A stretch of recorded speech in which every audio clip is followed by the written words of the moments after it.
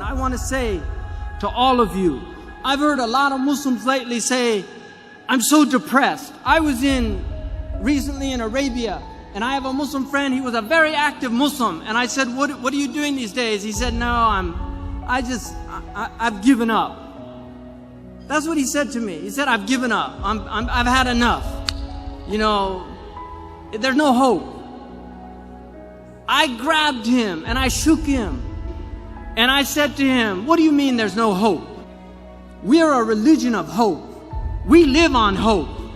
Every time you're depressed or you say there's no hope, what you're saying to every African that was brought over in chains and survived the transatlantic crossing and came here and lived in slavery and marched to get their civil rights, you're saying to them that was all a waste of time. If you're depressed, you're dishonoring all those Andalusians who were chased out of what was called paradise at the time. They were chased out of Andalusia, but they made new lives for themselves in Tunisia, in Morocco. And today you have Andalusian families that hail from Andalusia, just like you have Palestinians here that were chased out of their homes.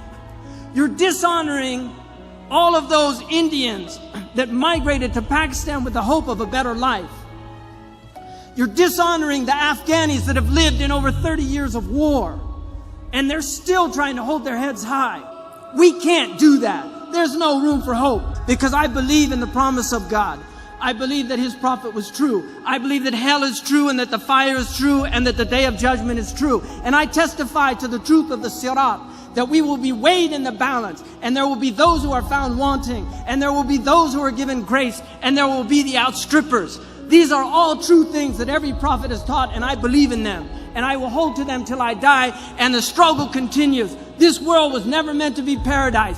God has created a world that is meant to drive you to God. And if you're being driven to the devil, you've been duped, my friends. Because all of the hardships that you suffer in your life, if you believe in God, you will find those rewards on the day of judgment. I was in Abu Dhabi. A taxi driver said to me, I said, where are you from? He said, Dar'a. And I said to him, I hope that your family's safe. He said the house caved in on them. My father was killed. He said to me, I've worked 12 years. Every month I sent everything I could back to my father to build that house, and it was destroyed. I feel like my whole life is a waste. I said to him, Ya akhi, bil Arabiya, ihtasib 'inda Allah. Wallahi kunta fi birrin biwalidayk. You were in filial piety to your parents.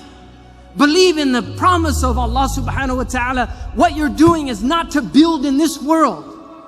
Man bana li hadhihi ad-dunya faqad khaba ma bana. If you build for this world, what you build will go to naught. We build for the next world, not for this world. And if what we build, if my college in California is destroyed by an earthquake, so be it. So be it. But we are builders for the akhirah, and this is the place we do it. Jazakumullah khairan wa assalamu alaikum.